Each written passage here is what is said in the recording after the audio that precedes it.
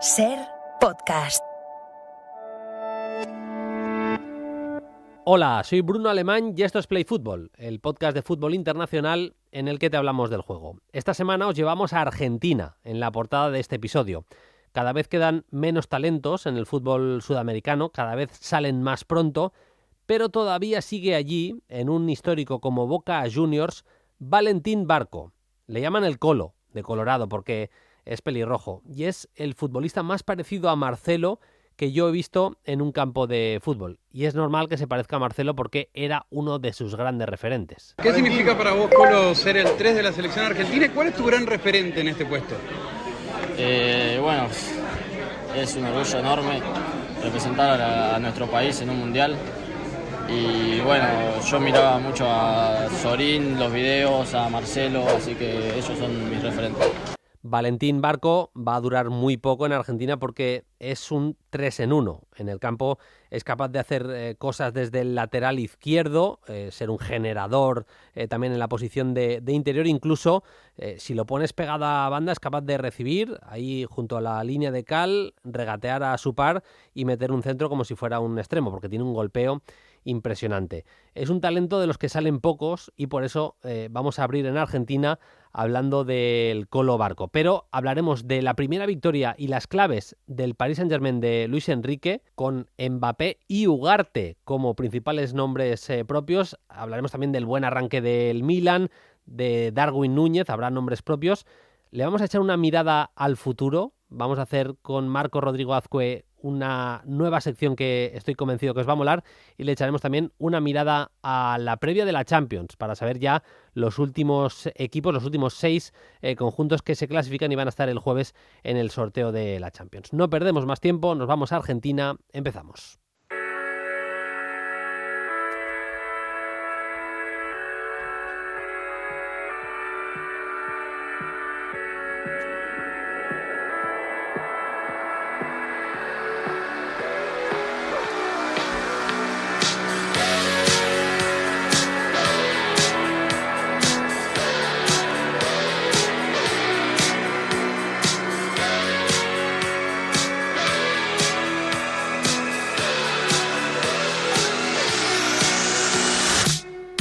Uno de los jugadores jóvenes más especiales, más diferentes que hay en el panorama actual es Valentín Barco, el Colo Barco. Lateral zurdo de Boca Juniors, que apunta realmente alto y que tiene tras de sí una historia de superación. Barco vivía en una familia bastante modesta, su madre y su padre le acompañaban los 225 kilómetros de distancia que había entre su casa y el campo de entrenamiento de Boca Juniors.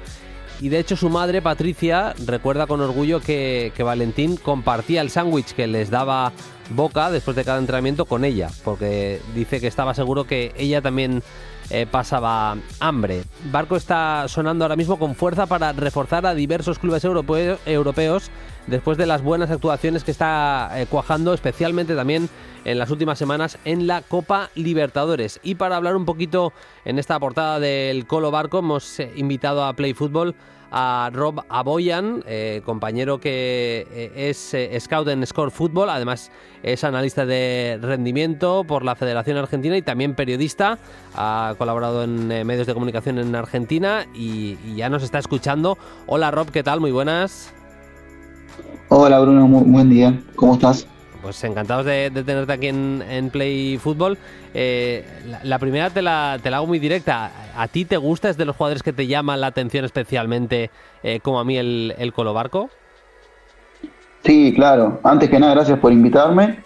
Y sí, es un jugador que la verdad ya en reserva venía teniendo actuaciones así importantes como para estar siendo seguido.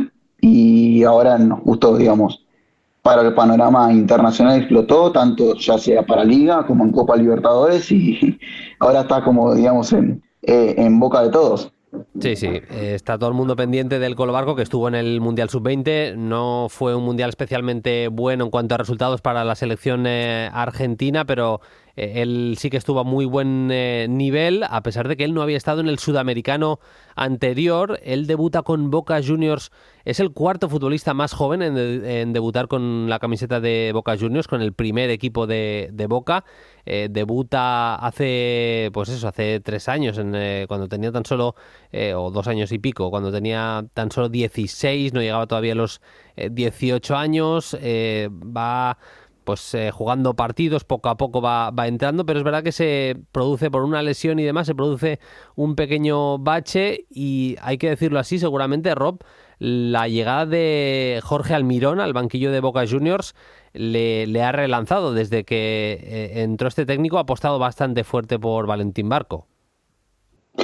Sí, yo creo que la principal gran influencia de Almirón en el juego de Barco ha sido jugar un poco con la posición específica del Colo, porque históricamente Barco era un lateral izquierdo centrado, digamos, en su carril. Obviamente tenía proyecciones ofensivas, pero su rol era estrictamente de lateral izquierdo. Entonces, Almirón los primeros partidos lo usó como lateral izquierdo, pero luego lo empezó ya a implementar como una especie de interior izquierdo, de extremo izquierdo, de ser necesario. Y básicamente le dio toda la banda y le dijo: bueno, mira, nosotros sabemos que vos sos talentoso, podés darnos la diferencia, tomá, todo tuyo. Obviamente con el resguardo de Fabra, pero digamos que son dos jugadores que tanto Fabra como Barco tienen bastante aporte ofensivo, y yo creo que Almirón estuvo en la clave, digamos, de soltarlo, de dejarlo ser y darle esa posibilidad que desde su juego pueda darle opciones al equipo. Para la gente que no lo tenga demasiado visto, es un futbolista que a mí en lo que más me llama la atención de todos, en su capacidad asociativa, la capacidad que tiene para relacionarse especialmente con los cercanos, en acciones de asociarse muy rápido en espacios muy, muy reducidos. Yo creo que ahí marca evidentemente las diferencias. También tiene un buen lanzamiento con la pierna izquierda. En categorías inferiores era siempre el encargado de lanzar faltas indirectas, faltas directas, corners. La verdad es que tiene una muy buena pierna zurda para el golpeo, pero sobre todo lo asociativo. A mí ahí es donde me ganó absolutamente el Colo Barco las primeras veces que le vi. Luego recursos individuales también para superar a los rivales a través de regate, superar presiones, pero es muy interesante lo que dices, que en los últimos partidos de Boca no estoy viendo una posición fija. Es un poco el propio Valentín Barco, Rob, el que interpreta dónde tiene que aparecer, porque muchas, por ejemplo, en el mítico partido contra Nacional, en el que cuaja tan buen partido Valentín Barco, él se mueve en zonas interiores en muchos momentos, pero si ve que hay espacio en la banda, lo ocupa, y es lo que decimos, porque es un futbolista que se asocia muy bien, que tiene una gran visión de juego, que ve el pase fácil, pero que al mismo tiempo, si le metes en la banda, él es capaz de, con un cambio de ritmo, con un regate, superar al lateral de turno y meter un centro y ser peligroso también. Es un futbolista, te diría que es casi 2 por 1 por lo que estamos diciendo, porque es capaz de encontrar al compañero a través de una asociación en corto, pero también le pones en la banda y te tira un regate y un centro al área. Además, tiene un criterio para jugar que no es por lo general acorde a un chico de 19 años. Y es como que ahí se nota que quizás es un jugador diferente, porque por lo general suele decidir bien, suele decidir en frío.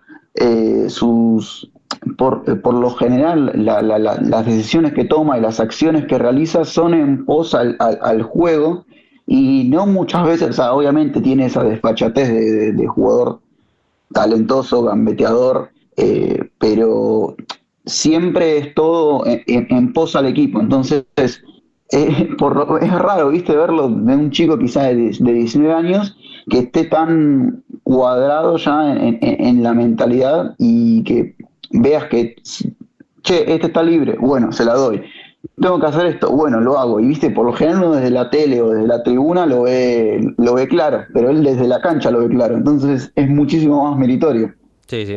Él en algún vídeo que he visto suyo siendo un niño, pero un niño además bastante pequeño todavía, lo he visto jugando a fútbol sala. No sé, ahora no recuerdo, Rob, cómo decís vosotros fútbol sala. ¿Fútbol indoor decíais? No recuerdo, futbito, no sé cómo. Futsal, como una Futsal, eso, especie de futsal. mezcla de ambas. Sí, sí, decís futsal, es verdad, sí, sí. No, pues en algún momento le he visto jugar algún torneo de futsal y es el típico. Además llevaba la 10, la pisa, regatea, gambetea, como decís vosotros.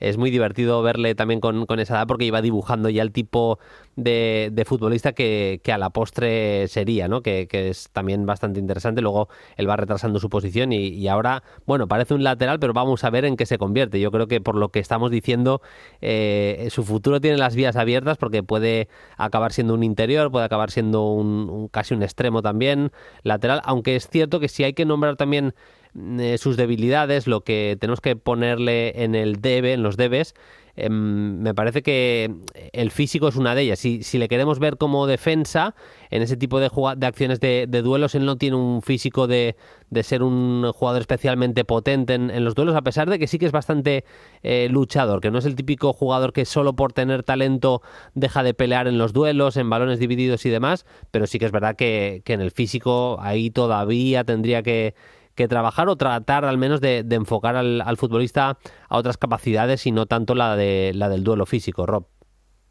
Sí, es un jugador de aproximadamente 1,70 m y el peso debe rondar entre los 64 kilos. Y sí, definitivamente, quizás o sea, en los duelos aéreos estrictamente o en los duelos individuales que son más físicos desde no del movimiento, sino del choque, ahí sí yo creo que es lo que, digamos, le falta, pero también tiene o sea, tiene años y años como para, digamos, si es necesario, ganar un poco más de contextura física y fuerza. Y de una manera que suele contrarrestar este tipo de situaciones es con la lectura de juego que tiene y la velocidad. Entonces muchas veces termina evitando los choques, termina evitando estos duelos individuales, ya, o sea, obviamente los aéreos no, porque son, digamos, de otro contexto de juego, pero muchas veces este tipo de situaciones que obviamente son su punto más bajo, digamos, entre comillas, o sea, entre todo lo bueno, lo termina resolviendo muchas veces de esa manera. Entonces es como que de alguna manera tiene la manera de contrarrestar este tipo de situaciones. Hablando con un amigo entrenador el otro día, le comentaba que me parece que se equivocó de país de nacimiento, el Colo Barco, que tendría que haber nacido en Brasil, porque con la cultura, Rob, que tienen en Brasil de laterales, seguramente hubiera tenido el mercado mucho más abierto y mucho antes de lo que lo ha tenido. A los 19 años es muy joven todavía para saltar a Europa, pero si fuera brasileño ya seguramente estarían pidiendo por él 50, 60 millones de euros con la cantidad de laterales zurdos, bueno, y diestros también, pero la cantidad de laterales que ha tenido Brasil, simplemente con citar a 4, a Cafú, a Roberto Carlos, a Dani Alves, a Junior, bueno, es que se nos podría llenar la boca el propio Carlos Alberto, evidentemente. Da la sensación eso, que se equivocó de país, ¿eh? Sí, y más desde lo económico acá, que bueno, ya es un tema mucho más grande, Sí. digamos que quizás podrían haber, o sea, los clubes europeos podrían haber ofertado un poquito más considerando que en un potencial caso el fútbol argentino tendría mejor manera de blindarlo, pero bueno, ya sabemos cómo es la economía acá. Sí. No me quiero adentrar mucho. Sí, sí, no, es un tema complicado el tema de por cuánto va a salir. Se ha hablado de ofertas de 10 millones de euros. Han estado interesados en él equipos propiamente también de España. Ha sonado para Getafe, para Almería. En Inglaterra ha sonado para el Brighton. En las últimas horas se ha leído también interés del Manchester City. No sé por las características, por todo lo que estamos contando. Rob, ¿tú dónde le verías encajando? ¿Algún club que pienses de Europa en el que podría encajar el Colo Barco? Yo creo que si lo planteamos como el ideal, me parece que el City podría ser un contexto ideal para él. Todos sabemos de Guardiola, digamos, en el sentido de tener un jugador para varias posiciones o para distintos contextos o distintos sectores de la cancha, y yo creo que Barco en ese sentido es el jugador ideal por la polifuncionalidad que puede promover al equipo. Mismo imaginando, más por el lado izquierdo, digamos, que por lo general suele variar bastante, Mm. lo puede poner de lateral izquierdo, lo puede poner de interior, lo puede poner de extremo, lo puede poner, si quiere, de doble contención, o sea, con un 5 más al lado. Perdón, usted le dice 6. Sí, no, Nosotros no, el pero 5 le se decimos entiende, la gente yo creo que la gente que escucha Play Fútbol lo entiende, que sabe que en Argentina vuestro 5 es Fernando Redondo, que para nosotros sería un 6, o sea que es tal cual, sí, sí. Claro, el 6 de ustedes, digamos, sí. Entonces, claro, o sea, teniendo esa polifuncionalidad en equipos, sacando el City, digamos, porque es el ideal, digamos, Mm. pero en equipos que se busque cierta polifuncionalidad en el juego, digamos, como que se pueda lucir en un sector, en otro, y no encasillarlo, yo creo que la clave es en el club donde que vaya, que no sufra esa encasillación, digamos, o Sí, que sí. no se lo limite, digamos. Entonces, cualquier contexto, digamos, de ese estilo para mí va a ser el ideal. Mm. Yo voy a decir una cosa, creo que Fran García tiene un futuro tremendo, pero a mí me encaja perfectamente en el Real Madrid por varias cosas. Lo hemos escuchado en el tramo inicial, uno de sus referentes es Marcelo, yo ya lo he dicho, a mí me parece que es el jugador más parecido a Marcelo que yo he visto en un campo de fútbol. Y bueno, me parece un futbolista que, no teniendo el Madrid un lateral izquierdo, evidentemente, Fran se está ganando el sitio y está jugando realmente bien, Ujú. pero creo que podría encajar perfectamente en el Madrid también por eso, porque al final se puede adaptar a jugar en diferentes alturas, en diferentes sitios del campo, aportarle al equipo, y el Madrid es verdad que es un equipo muy líquido en el que los jugadores van ocupando las posiciones del campo en función de lo que van pidiendo las jugadas, lo que van pidiendo los ataques. Y cabe decir otra cosa, el lateral que juega en la misma banda que Vinicius tiene que poder entrar por dentro, y eso al Colo Barco le encanta Ujú. aparecer en esa zona más interior y que el que ocupe la banda sea el extremo, así que me encajaría perfectamente en el Real Madrid. Veremos qué es lo que pasa. Rob, ha sido un placer tenerte aquí en Play Fútbol. Si te parece, hablaremos en más ocasiones, porque me he divertido y he aprendido un montón escuchándote hablar del Colo Barco. Te seguimos en redes sociales y te enviamos un abrazo hasta Argentina. Hasta la próxima, Rob. Dale, Bruno, muchas gracias por la invitación. Play Fútbol. Vamos ya con el tramo de actualidad. Paquillo Mariscal, ¿qué tal? Muy buenas. Muy buena, Bruno, ¿qué tal? Pues con muchas ganas de hablar de fútbol contigo. Si no me equivoco, has estado en Dinamarca. No habrás ido a buscar a Laudrup, al bono de Michael Laudrup esta semana. Bueno, he ido a buscar a Claesson, que somos muy muy panenquitas, muy pizarritas, ¿no? Sí, he estado en Copenhague y la verdad que muy bien. Estuve en el campo del Copenhague, que por fuera no entré, porque además justo jugaron previa de Champions fuera de la ciudad y no había nada para ver. O sea, digo, a ver si hay un partido, aunque sea del filial, algún entreno, pero nada. Pero se lo recomiendo a todo el mundo. Muy bonita Copenhague. Todo el mundo que ha ido me la ha recomendado. Yo no he podido estar nunca, pero bueno, queda apuntada y algún partido habrá que ir a ver al bono de Bargi, el internacional sueco, tan solo 17 años, internacional ya con la absoluta, y que juega en el Copenhague. Habrá que ir a ver al bono de Bargi. Bueno, vamos a hablar del PSG de Luis Enrique, que a mí me recordó un poquito en algunas cosas, luego lo explicamos, a su Barça del Tridente. Vamos a hablar del Milan, vamos a hablar de la remontada del Liverpool en el campo del Newcastle. Mucho que analizar, y luego iremos a las preguntas de los oyentes, ya sabéis, en @playfutbol en Twitter, o también, bueno, en X hay que decir ahora, creo, y también en los comentarios de iVoox. Nos dejáis vuestras cuestiones, preguntas, comentarios, lo que os dé la real gana. Empezando por lo del PSG, hay que poner en valor la buena presión que hizo el Lens, que en los primeros 45 minutos, especialmente, Paquillo, luego vamos al PSG, pero al principio del partido incomodó muchísimo a los de Luis Enrique. Totalmente. Hay que decir que el resultado es engañoso. Al final el talento, la calidad del PSG predomina en el resultado, pero es verdad que la primera mitad, la primera media horita sobre todo, creo que con ese 3-4-2-1, 3-4-3, dependiendo de la posición de Fulgini y Thomasson, presionó muy bien la salida, como tú bien comentabas, el Lens, de Frank Heise, la salida del PSG, le costó horror en muchos momentos, ni Marquinhos ni Skriniar, que sabemos que son centrales muy dotados para seguir jugando, conducir, para dividir, no pudieron tejer esa salida limpia, ¿no?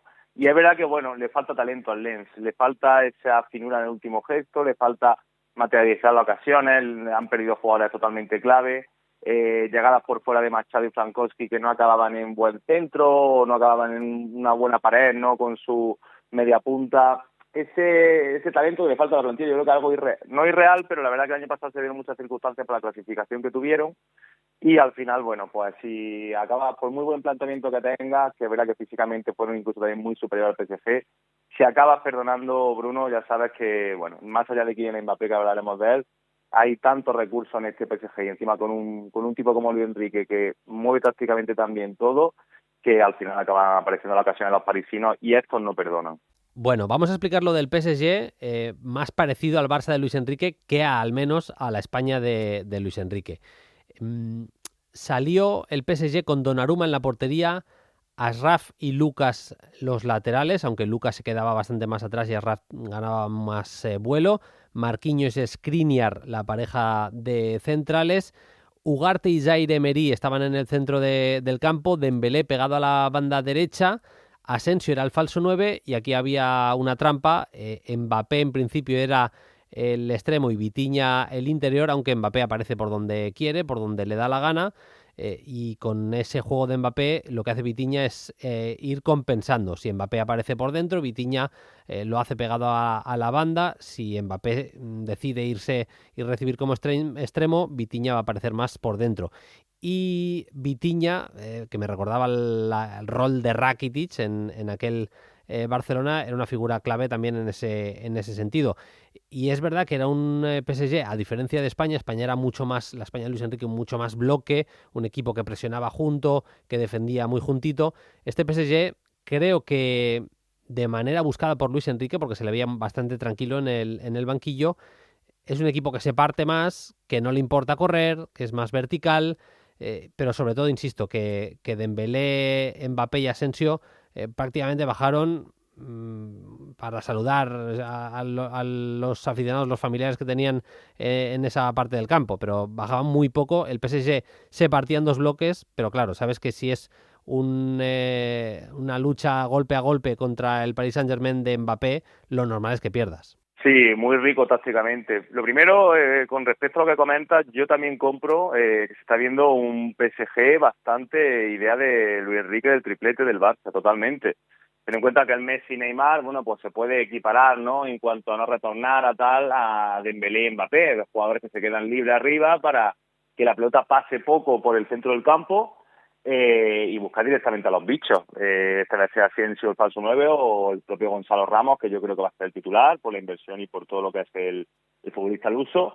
Pero que también lo entiendo la idea de Luis Enrique, teniendo un futbolista como Ugarte, que yo creo que también hay que abrir una nota aparte hablando del uruguayo, que te permite recuperar mucho, no es un organizador, no está Berratti, no hay un futbolista que, bueno, pueda tener un fútbol más pausado, más posicional, y fíjate también la apuesta de Emery, que no deja de ser un interior barra media punta, un jugador muy técnico, un jugador para trasladar el balón rápido a los de arriba.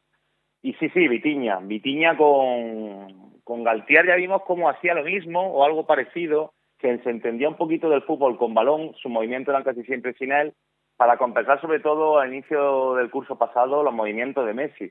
Ahora sin Leo, pues parece que Luis Enrique entiende que esa función el uso lo hace muy bien, compensando los movimientos de Mbappé, pero encima involucrándolo un poquito más con la pelota, que creo que es un futbolista que, aparte de lo que hemos comentado, ese rol tipo Rakitic 2015 de Fútbol Club Barcelona, también un futbolista que con la pelota tiene muchas cosas que decir. El técnicamente es muy bueno, es ágil, se gira bien, ocupa muy bien los espacios y cuando recibe sabe si soltarla rápido o conducir o aguantar un poco.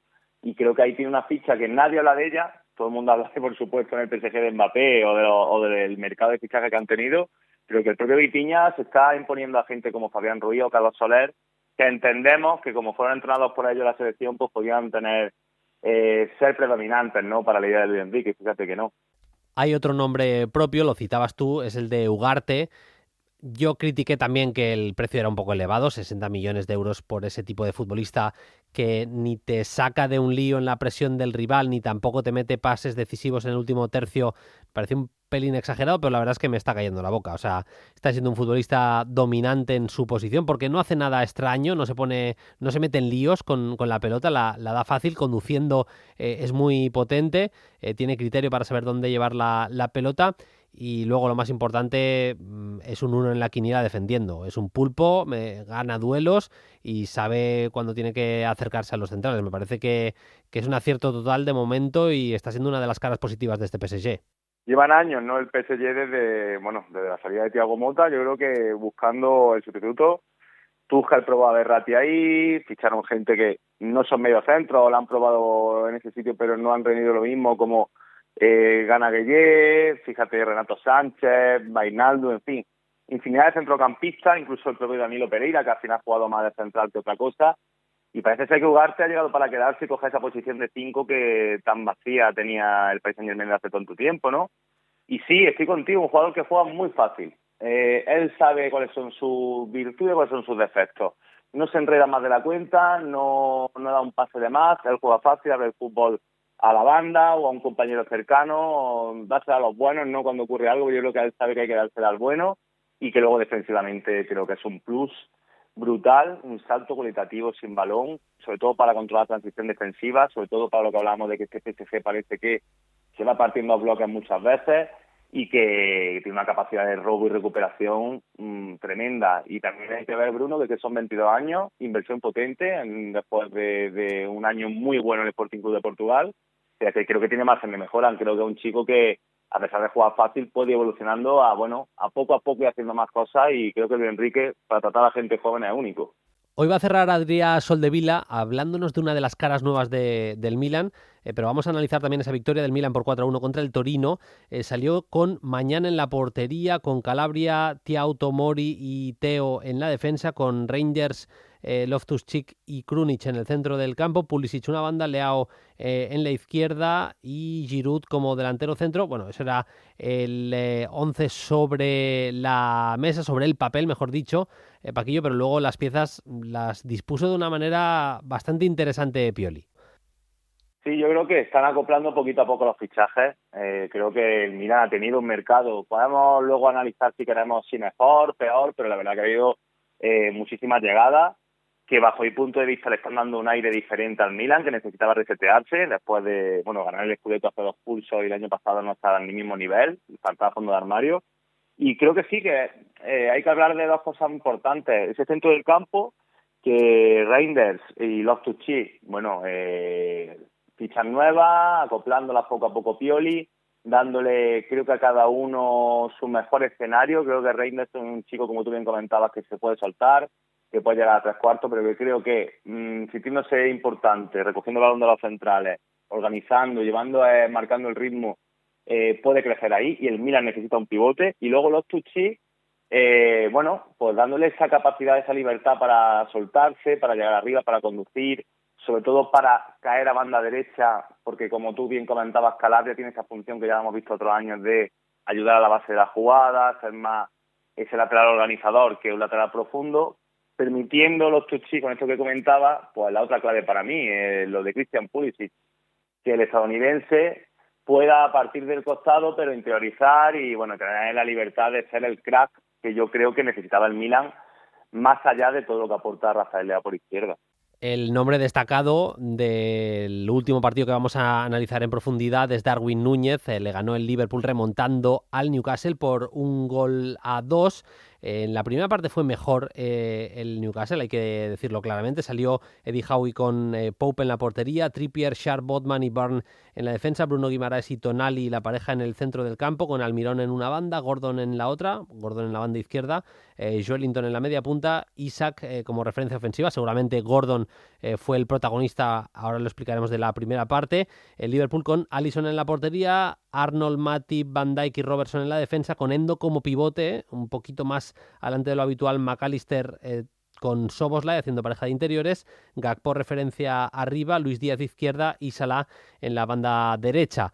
Un Gordon, Anthony Gordon a un muy buen nivel, jugando en la banda izquierda, siendo como siempre muy vertical. Él marca después de un error de Alexander Arnold, y con esa voluntad por tener la pelota, ser un equipo propositivo, el Newcastle superó al Liverpool claramente en la primera parte, fue mejor equipo y se fue al vestuario ganando, y además con un futbolista más porque habían expulsado a Virgil van Dijk.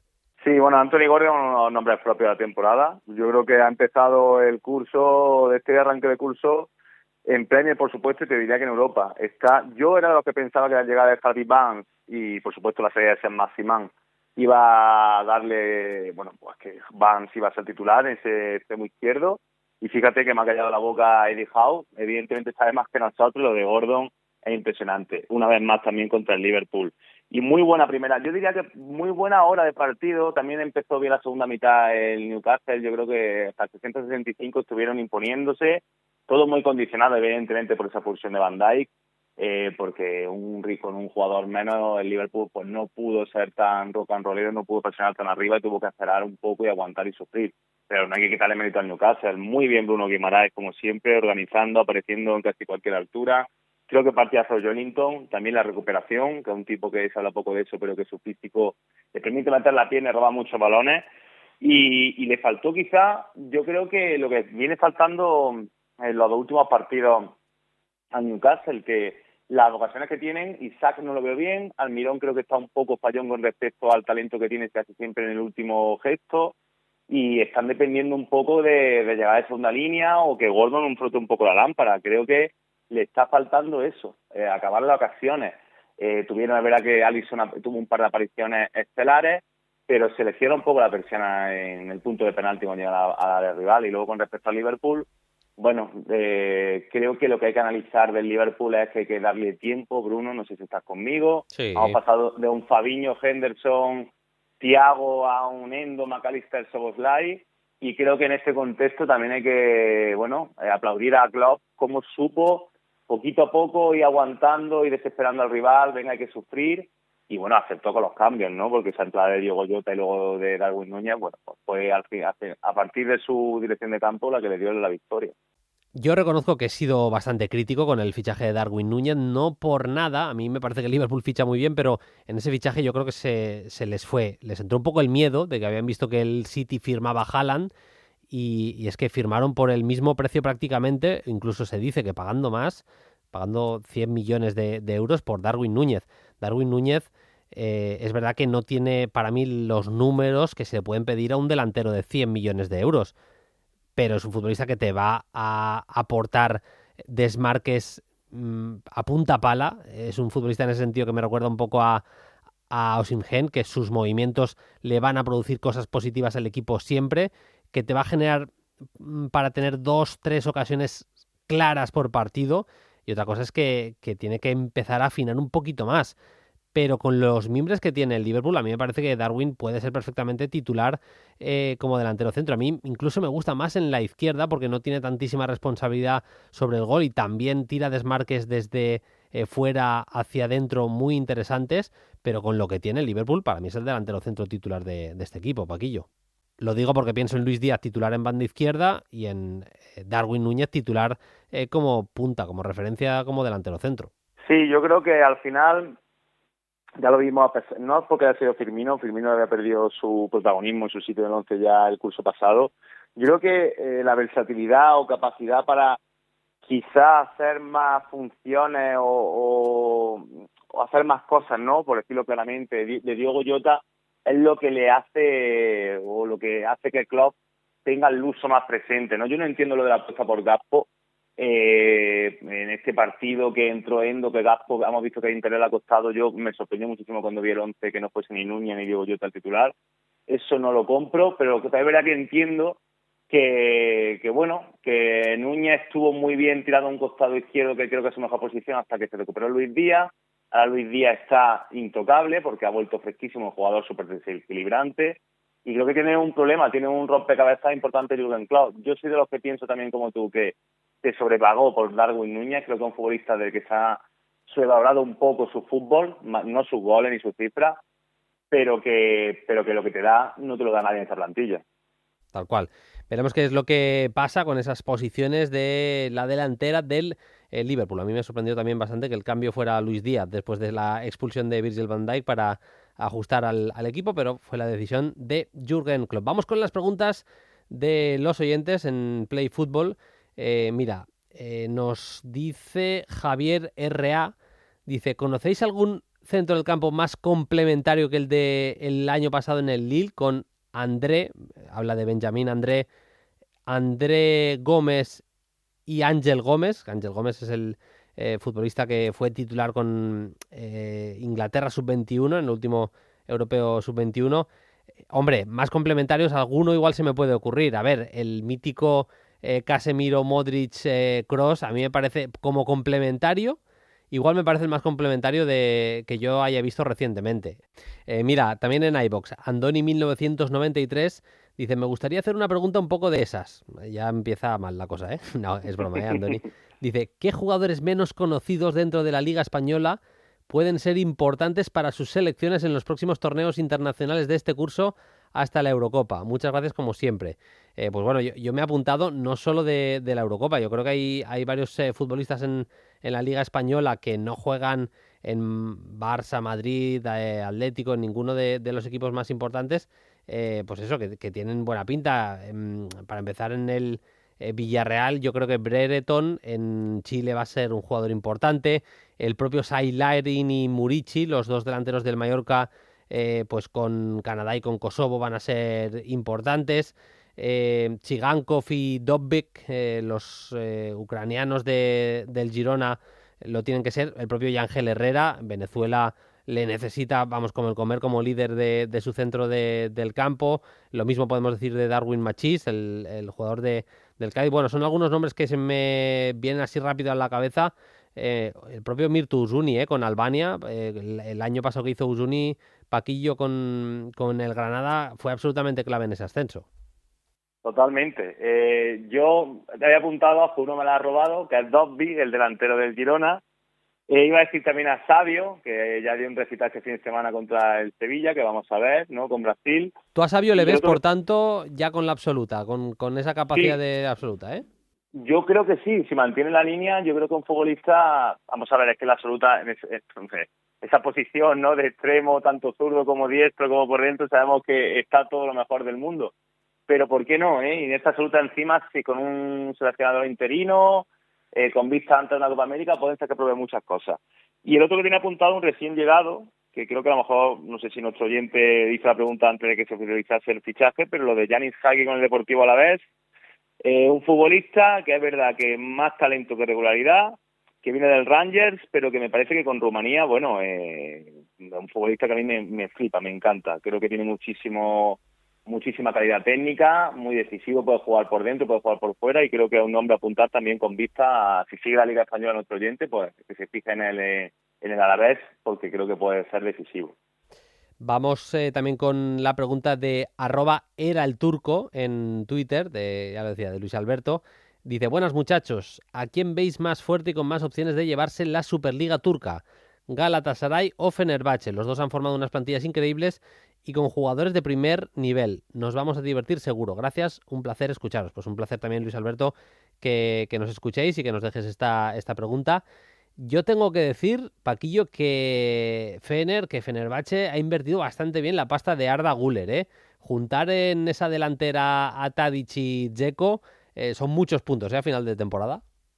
Más Engi Ander, claro. futbolista de Marsella, más, por supuesto, Szymanski, que viene de Dinamo Moscú, pero que estuvo en el Feyenoord el curso pasado, Rodrigo Becao en defensa, Fred de Manchester United, incluso Livakovic, que me ha sorprendido que al final el portero croata haya decidido irse a Turquía. Han hecho un mercado impecable, Bruno, han hecho un mercado para pelear la liga.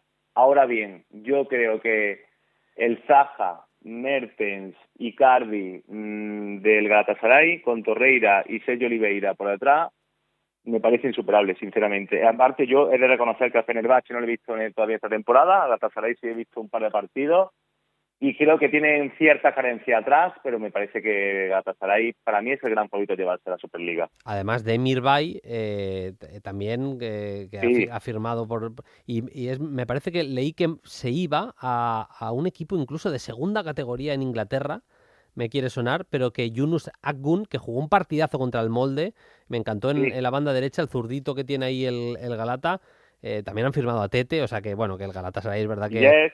Sí, es que es increíble lo que tiene el Galatasaray, lo normal es que Galata se lleve la Liga Turca. Y cerramos con pregunta de Mikel de iVox. Dice, buenas Bruno y Paquillo, haciendo un poco de fútbol ficción, ahora mismo veo 2 equipos con medio campo dominante para 10 años. El Madrid, dice Camavinga, Bellingham y Tchouaméni, y el Chelsea, con Enzo, Romeo Lavia y Caicedo. ¿Se os ocurren algunos más que puedan estar a este nivel? Muy buen programa, como siempre. Pues gracias, Mikel. Y a ver, es verdad que has citado 2 que son la bomba. Yo incluso en el del Madrid metería a Fede Valverde, que es muy joven todavía. Y por decir alguno que no se haya dicho, a mí el del Chelsea, Paquillo, no sé cómo lo ves tú, pero si el centro del campo es Enzo, Romeo Lavia y Caicedo, me resulta un poco redundante. Creo que no son perfiles, mira, que ahora antes hablábamos de complementariedad en el centro del campo, no me resultan tan complementarios y sí unas piezas que se pueden cambiar un poco una por la otra, pero vamos, un doble pivote con Enzo y Caicedo a medio plazo suena realmente muy bien, o Lavia incluso Enzo, ya veremos, pero suena realmente bien. Yo, por decir uno que además hemos mencionado hoy, a mí Ugarte, Zaire Emery y Vitinha me parece un centro del campo que no ahora, pero a medio plazo no pinta del todo mal, ¿eh? Sí, el del PSG quizás sea, quitando lo que ha comentado nuestra pregunta, nuestro oyente, el que más talento, sobre todo en cuanto a talentos de Zaire Emery y Vitinha, ojito ahí. Yo también veo, sobre todo, el perfil de Caicedo Lavia algo redundante. Yo creo que han invertido, quizás tengan que haber ido por uno nada más. Creo que les falta creatividad al centro del campo, por mucho que se suelte Enzo Fernández. Creo que falta un Luka Modric para que se me entienda, ¿no? Y por nombrar otro, me he ido a la Juve, porque Locatelli todavía tiene 25 años, que parece que ya vamos viendo un lustro, pero ahí está, sigue siendo jovencísimo, más los jovencísimos Miretti o Fagioli, que no están al nivel de lo que le ha comentado el del Real Madrid o del Chelsea, pero que creo que, bueno, que poner el ojo ahí no estaría mal. Y por ser un poquito más random, a mí que me gusta mucho, que soy muy del Torino de siempre, Samuel Ricci e Ilic, 2 futbolistas muy a tener en cuenta, en un escalón inferior, pero que yo creo que ambos van a salir del Torino, tienen 22 añitos y también, bueno, creo que son centrocampistas jóvenes que forman un centro del campo bastante interesante en un escalón inferior, por supuesto. Todo lo random mola. Paquillo, que se nos va el tiempo de las manos. La semana que viene más. Un abrazo. Un abrazo enorme, Bruno. Chao, chao. Hemos hablado de la actualidad, ahora hay que hablar del futuro, de los jugadores del futuro en este caso. Vamos a hacer cada último lunes de mes el 11 ideal de futbolistas sub-21. Saludamos ya a Marco Rodrigo Azcue. Hola Marco, ¿qué tal? Muy buenas. Muy buenas, Bruno, ¿qué tal? Bueno, pues con muchas ganas de iniciar esta nueva etapa, esta nueva sección y con ese espíritu que comentabas tú ahora en la introducción, ¿no? Ir descubriendo a nuevos futbolistas. Recuerdo que hace poco menos de un año, por ejemplo, solo por ejemplo, hablábamos en la sección de Europa League de un tal Arda Güler y bueno, ahí está ahora, desgraciadamente lesionado, pero bueno, en todo un Real Madrid. Ese sería el espíritu, repito, ir descubriendo futbolistas que vienen pisando fuerte y que quizás dentro de un añito o menos estén ya en la primera plana de la actualidad futbolística. Hay que decir, Marco, que el 11 es nuestro 11, el que elegimos nosotros. Es imposible verlo todo de todos los jugadores. Y si no estáis de acuerdo y tenéis algún pero, pues encantados. Pero vamos, que es orientativo y es de lo que hemos visto y hemos percibido lo que más nos gusta, Marco. Por supuesto que sí. A lo que aludes, Bruno, es a que, por ejemplo, no podemos hacer un seguimiento de un central del Sparta de Praga, ¿no?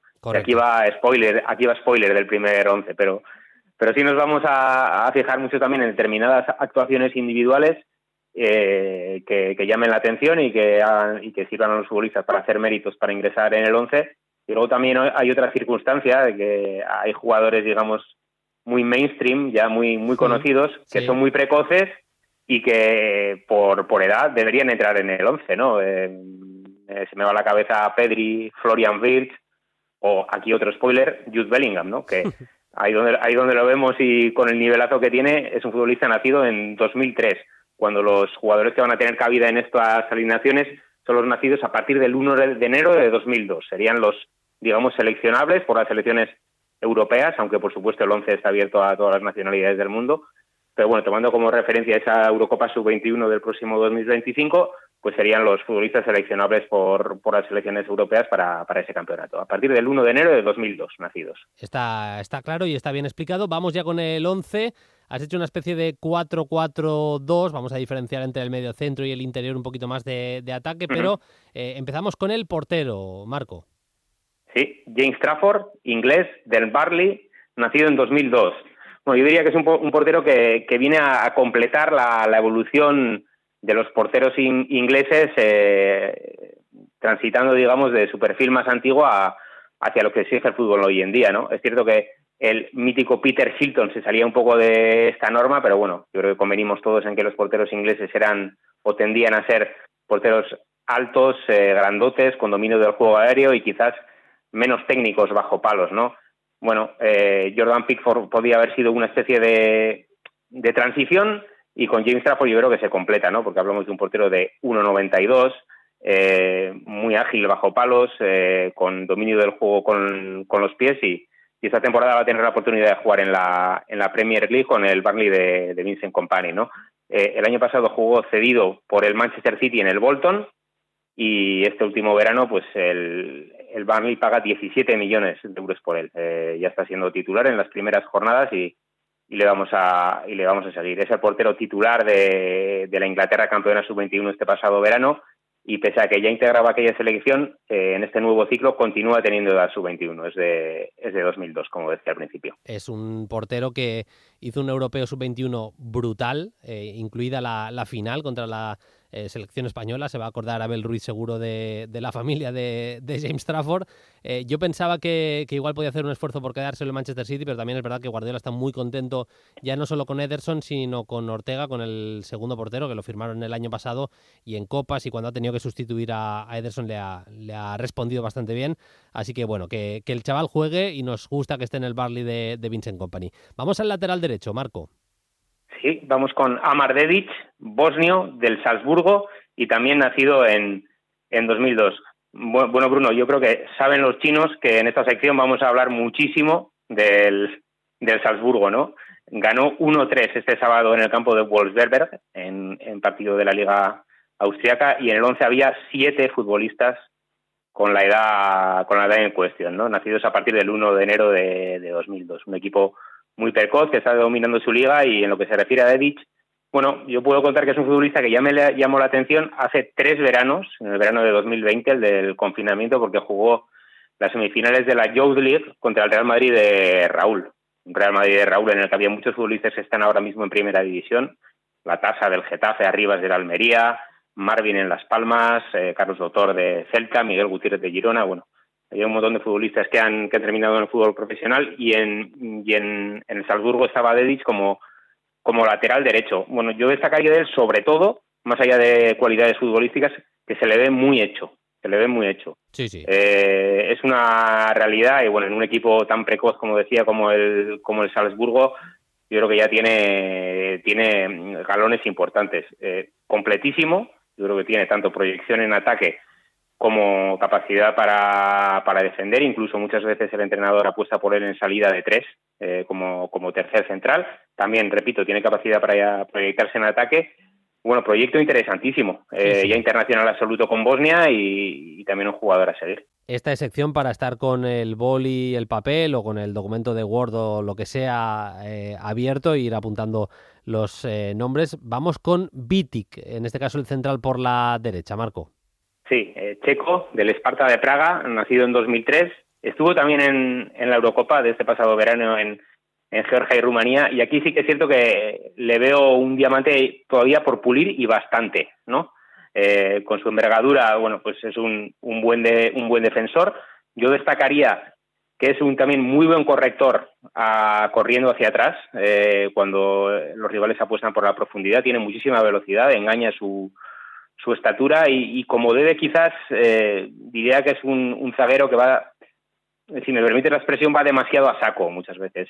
No mide la contundencia de sus acciones y no la calibra bien en relación a la zona del campo en la que las firma, ¿no? En la que las acomete. Comete algunas faltas innecesarias, pero bueno, destacaría sobre todo de él que ya se está haciendo un hueco en ese 11 del Sparta de Praga, campeón de la República Checa el año pasado, ¿no? Fue entrando y saliendo de las alineaciones y parece que a partir de este verano ya se ha sentado como central titular, si bien se da la curiosidad de que el entrenador no le está poniendo en los partidos europeos, ¿no? Sin ir más lejos, el pasado jueves en la derrota 3-1 en Zagreb contra el Dinamo en la última previa de la Europa League, se quedó inédito. Y bueno, vamos a ver en qué competición europea le tenemos este año. Si en la Europa League, si su equipo, el Sparta, remonta un 3-1 en casa el jueves que viene, o si en la Conference League en caso de que los chicos queden eliminados. Vamos con la posición de central por la izquierda. Has elegido un futbolista hecho en la cantera del Dortmund.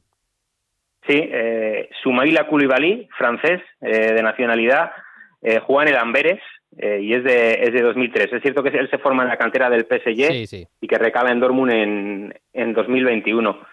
Y bueno, me baso principalmente en un flash a primera vista, viendo el otro día el partido Amberes-AEK de la última previa de la Champions. Fue su debut con el equipo belga, formó pareja de centrales con Toby Alderweireld y la verdad es que me encantó porque ofreció un nivel altísimo, muy exuberante en lo físico, buena salida de balón, es zurdo.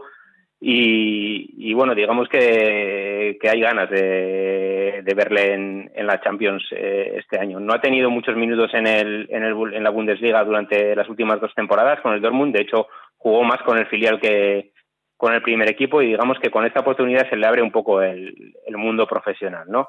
Repito, vamos a ver si le podemos ver en la máxima competición continental porque de seguir dando pasos y de apuntar y de confirmar todo lo que apuntó el pasado martes en el partido contra la AEK de Atenas, yo creo que estamos ante un futbolista muy pero que muy interesante. Hizo una conducción que acabó en el área contraria, estuvo a punto de marcar uno de los goles de la previa de la Champions. Por cierto, que luego hablaremos de la previa de la Champions, de lo más destacado y de los partidos que vamos a tener esta semana. Nos está gustando mucho también el Tottenham de Ange Postecoglou y has elegido al lateral zurdo, al que es el dueño de esa zona del campo en el nuevo equipo de los Spurs de Postecoglou, Marco.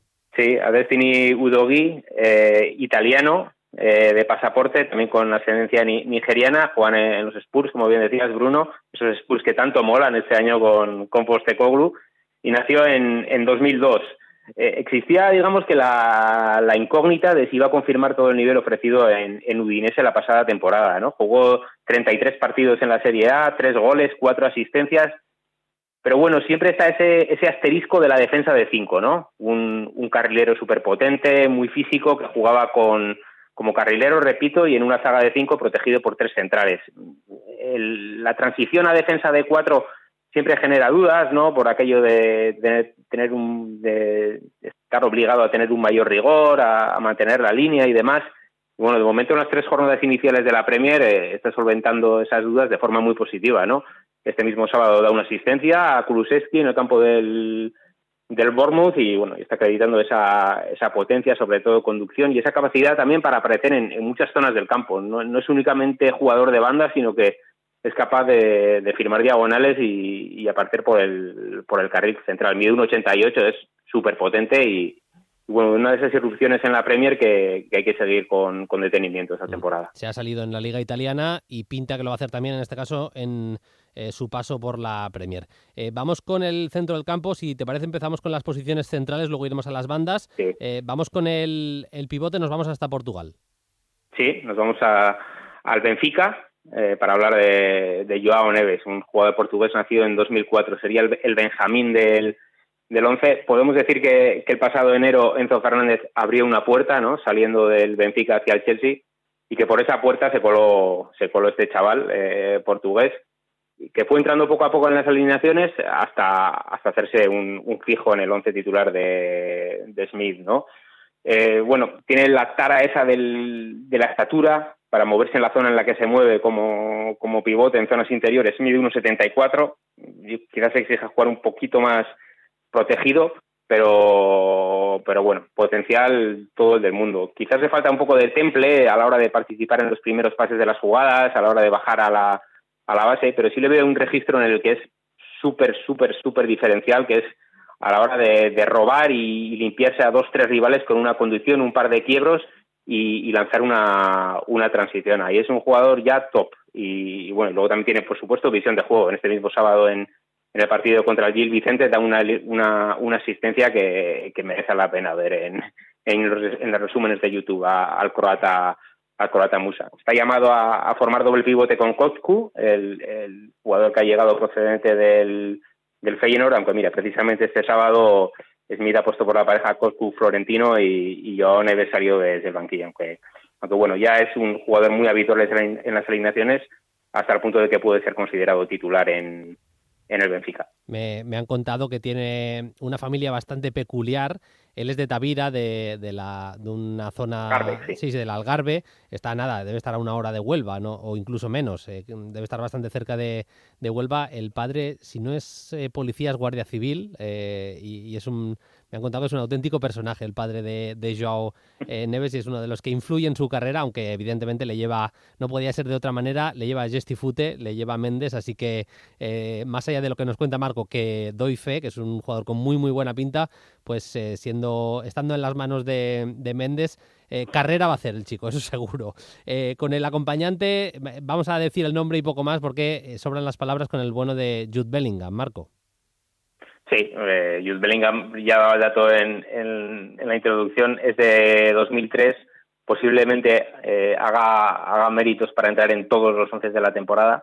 Vamos a incluir en el primero a modo casi simbólico y vamos a hacer que deje paso a otros futbolistas, que no sea muy abuso, ¿no? Bueno, más allá del nivel que todos conocemos de Bellingham, quizás subrayar o reconocer por mi parte que al inicio del verano, cuando escuchaba las noticias sobre el famoso rombo de Carlo Ancelotti, no las tenía todas conmigo. Y bueno, es un punto que hay que apuntarle a Carleto, ¿no? Porque la verdad es que de momento todo está fluyendo. Es cierto que la exigencia no ha sido muy grande, pero bueno, tiene buena pinta la cosa, y hoy está Bellingham actuando en el vértice del rombo y pisando muchísima área y haciendo los goles que está haciendo. En la selección belga parece que muchos de los jugadores de esa grandísima generación se le está empezando a pasar el arroz a algunos, pero empiezan a aparecer otros. A mí Vermieren, por ejemplo, el centrocampista del Antwerp, me gusta mucho. Otros como Romeo Lavia, evidentemente nuevo fichaje del Chelsea. Y por ejemplo, en el PSV Eindhoven, en banda derecha, juega un chico que también está empezando a tener incluso ofertas de la Premier League y que has incluido en el 11, Marco.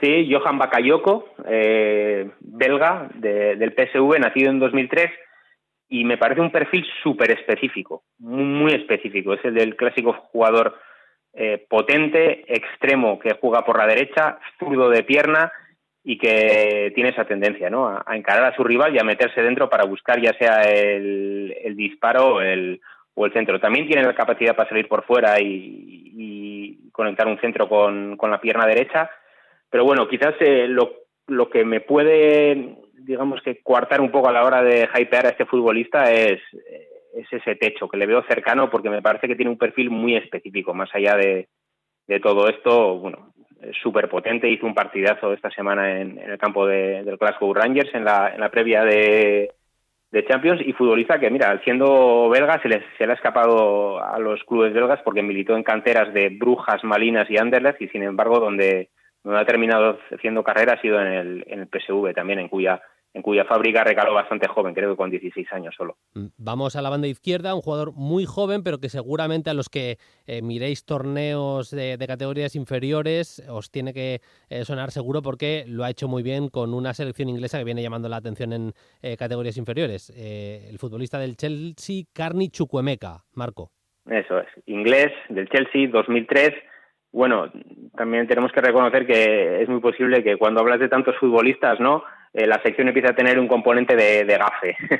Yo lo estaba viendo el pasado domingo, hace 8 días, jugar en el campo del West Ham con el Chelsea. Ya estaba pensando en incluirle en el 11 y justo sufrió un problema de rodilla. Parece que ha tenido que pasar incluso por el quirófano y va a estar, según hablan los medios ingleses, 6 semanas de baja. Más allá de todo ello, Bueno, a mí lo que me llamó la atención principalmente es que responde al prototipo de box to box de toda la vida, un futbolista con muchísimo recorrido, y en la alineación de Pochettino estaba teniendo, digamos, que otro encaje un pelín distinto, ¿no?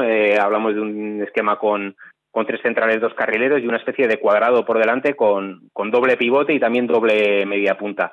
El entrenador argentino le estaba situando a Chukwuemeka, digamos que en la media punta izquierda, él es diestro, y bueno, había muchas ganas de seguir su evolución y de ver cómo terminaba de encajar en esa ubicación. Las primeras sensaciones eran muy buenas, y bueno, en el mismo partido contra el West Ham había firmado un buen gol, aprovechando un recorte hacia adentro y poniéndola con la diestra en el palo largo. Bueno, habrá que esperar para ver si confirma estas buenas sensaciones, pero de momento lo que apuntó en las 2 primeras jornadas de la Premier fue muy positivo después de un año pasado bastante complicado, el año de su aterrizaje en el Chelsea procedente de Aston Villa. Y vamos ya con la delantera, el primer nombre, el primer punta, nos llevas hasta Rusia para conocerlo. Sí, al Dinamo de Moscú, a un jugador ruso nacido en 2002, se llama Konstantin Tiukavin, juega delantero y tengo que reconocer que lo descubrí viendo vídeos del equipo de Moscú para escribir artículos aquí en el periódico en San Sebastián sobre Arsen Zaharian, que es el futbolista que ha llegado a la Real Sociedad. Me puse 2-3 partidos para ver al número 47, que es el nuevo futbolista Churi Urdin, y terminé mirando en Transfermarkt a ver quién es el 70. El 70 era Konstantin Tiukavin. Es un delantero muy especialista en área, tiene movimientos súper interesantes, es muy agresivo a la hora de atacar el balón, a la hora de atacar centros, a la hora de cuerpear con los rivales, y digamos que este es un perfil que contrasta un poco con su estatura, porque solo, entre comillas, mide 1,80 y da la sensación de que con ese perfil se movería mejor con unos centímetros de más. Lo que ocurre es que, claro, esa, digamos que agilidad que le da el 1,80 de estatura le permite ser más completo, ¿no? También es capaz de bajar a recibir y sobre todo de atacar el espacio en contextos de repliegue por parte de su equipo y de ser también bastante profundo, más allá de que es completo en área rival. Ha marcado de momento 3 goles en las 7 primeras jornadas de la Liga Rusa y es titular habitual en Dinamo de Moscú dentro del 4-2-3-1. Bueno, digamos que lo ponemos un poquito en cuarentena porque ha sido un inicio de temporada muy bueno, pero tampoco es que tenga una trayectoria excelsa a sus espaldas y bueno, apuntamos el nombre y vamos siguiéndole durante la temporada, Tiukavin. Exótico nombre para la primera plaza de la punta, exótico también el de la segunda porque es un futbolista que hasta este mes de julio estaba jugando en Polonia. Sí, jugaba en el Njornik Zabrze, además no jugaba en uno de los punteros de Polonia. Hablamos de Simon Wlodarczyk, polaco, juega en el Sturm Graz y es de 2003. Y bueno, yo creo que estábamos obligados a ir a Austria, al Sturm Graz, porque los antecedentes con los delanteros son los que son, ¿no? Estamos hablando de un club que en enero de 2002 ficha a Rasmus Højlund procedente del Copenhague y lo vende 6 meses más tarde al Atalanta por 14 millones. Ahora ya sabemos dónde está, en el United, por otra morterada, mayor aún. Y bueno, el sustituto del bueno de Højlund fue Emmanuel Emega, un delantero neerlandés que solo pasó una temporada en el Sturm Graz y ha sido traspasado este verano al Estrasburgo francés por 13 millones. Por lo tanto, bueno, digamos que el acierto que está teniendo este club con los delanteros nos obliga a mirar allí y resulta que allí está jugando este futbolista polaco que en esta jornada de este pasado fin de semana ha hecho ya 2 goles, suma un total de 7 en toda la temporada, aunque es cierto que hizo un hat-trick en Copa contra un rival muy modesto. Y bueno, las referencias en cuanto a lo futbolístico, hablando de un delantero espigado, 1,92, pero muy rápido, muy ágil, de piernas largas.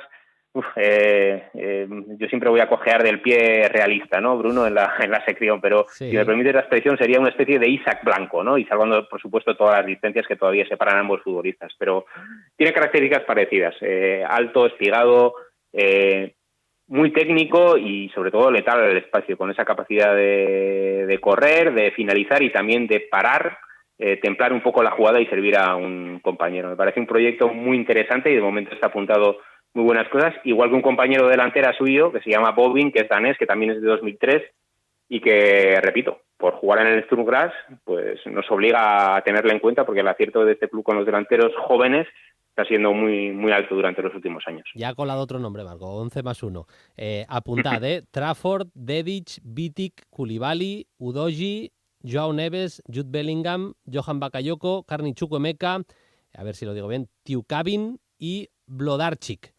Son los 11 nombres del 11 ideal del mes de agosto, 11 ideal, sub-21 que nos ha brindado Marco. Un abrazo, Marco, hasta la próxima, agur.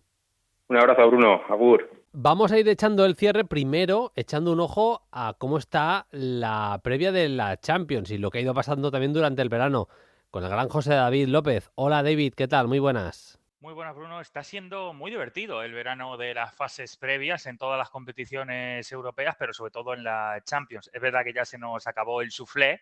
El soufflé del verano era el Kik Lasvik de las Islas Feroe, que llegó hasta la siguiente ronda en un hecho sin precedentes. Pero también se han metido, por ejemplo, muy lejos el Servette de Suiza, que no estamos acostumbrados a verlo por aquí.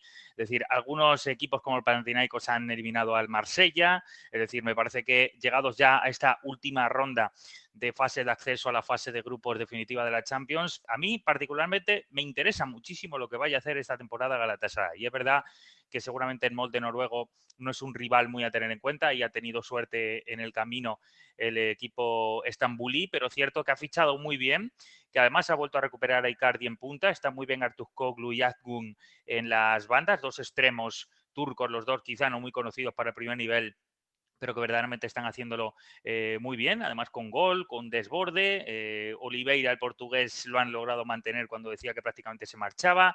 Ha llegado Angeliño, que está en el sector izquierdo. Mertens sigue dejando, evidentemente, ahí entre líneas siempre esa capacidad de jugador diferencial. A mí me parece que tiene una gran plantilla. Está también Demir Bay, por ejemplo, está Tete, el brasileño, está Bacambú. Bueno, yo creo que es un equipo que va a dar mucho de sí todavía y verdaderamente tengo muchas ganas de ver lo que hace el equipo de Buruk en esta temporada. Así que ese 2-3 el otro día me parece que vamos a tener a Galatasaray seguramente en la fase final y yo me congratulo por ello. Más detalles, me gusta mucho el Copenhague. Tengo que decir que me va a dar un poco de pena porque una de las sorpresas de estas fases clasificatorias previas está siendo el Rakó polaco, que quizá mucha gente no lo ubica. A mí me encanta el portero, Kovacevic, que ha sonado para varios equipos de muchísimo más nivel, el bosnio. Está esperando seguramente si se clasifica o no para esta fase de Champions, pero este equipo, que verdaderamente mucha gente ni conozca, que está siendo uno de los equipos revelaciones de digamos, de los que tienen poco foco en Europa, perdió el otro día esta ida contra el Copenhague. ¿Y por qué digo que el Copenhague me encanta? Fíjate, lo primero que tiene a Larsson, a Jordan Larsson, el hijo del mítico Henrik, como punta, después de haber dado 1000 vueltas, pero me voy a quedar con dos detalles. Me voy a quedar con Bargi, el chico de solo 17 años, si la gente no lo conoce, que lo ubique rápidamente, extremo derecho, ha tirado un penalti en una de las rondas anteriores de una manera brutalísima y además verdaderamente es un chico que tiene mucho gol, que definitivamente esta temporada está dando un paso adelante. Yo lo tengo ubicado hace tiempo porque ya venía jugando. El Copenhague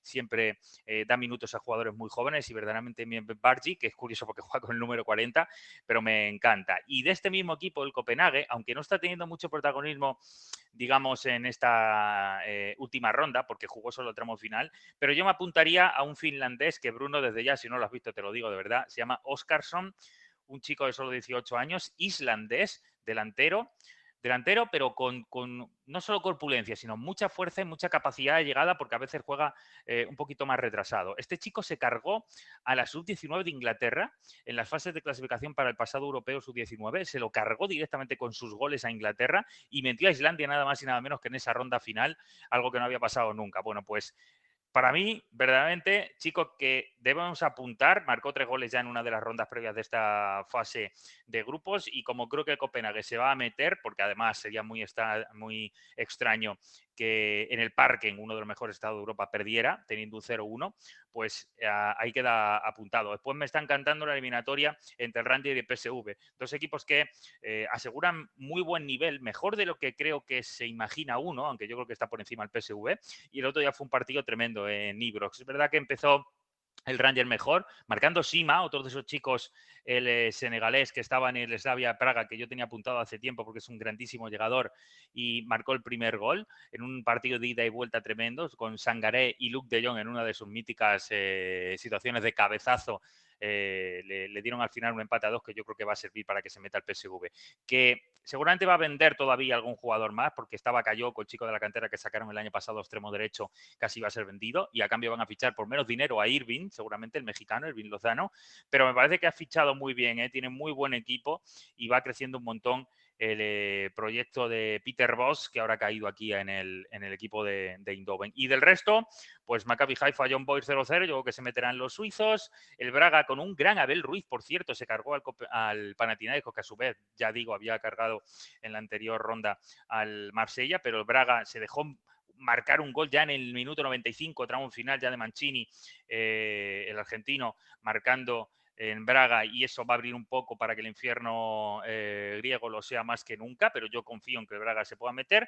Y la última eliminatoria fue el Anter contra el AEK de Grecia, el Amberes, campeón de manera sorprendente el año pasado en Bélgica, que marcó con el mítico Vincent Janssen, que ha vuelto del fútbol mexicano, aquel delantero que reventó un montón de redes en la Eredivisie hace muchos años, que se fue a México a ganar un dineral, que ha vuelto y que al campeón belga pues le puede servir para meterse en la fase final. Sería tremendo para el fútbol belga meter al Amberes en la fase final, y verdaderamente también sería muy llamativo para Grecia, que todavía puede meter a Panathinaikos y al AEK. A mí me parece que si lo logra va a ser tremendo, porque el fútbol griego está ahora mismo en las catacumbas de donde estuvo en algún momento, y que meta 2 en la fase final de la Champions será increíble. Recuerdo, el sorteo va a ser el próximo jueves, mejor dicho, por la tarde. Así que, Bruno, ese es el repaso. Apunten bien que vamos a disfrutar este martes, miércoles con los partidos finales ya de lo que es las larguísimas rondas previas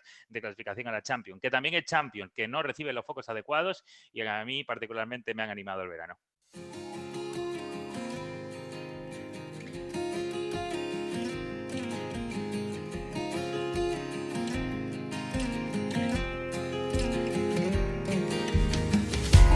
Le echamos ya el broche final al programa, como siempre con Adrià Soldevila, nos va contando sus historias y bueno, esta semana ya os hemos anunciado hacia dónde ha apuntado. Hola Solde, ¿qué tal? Muy buenas.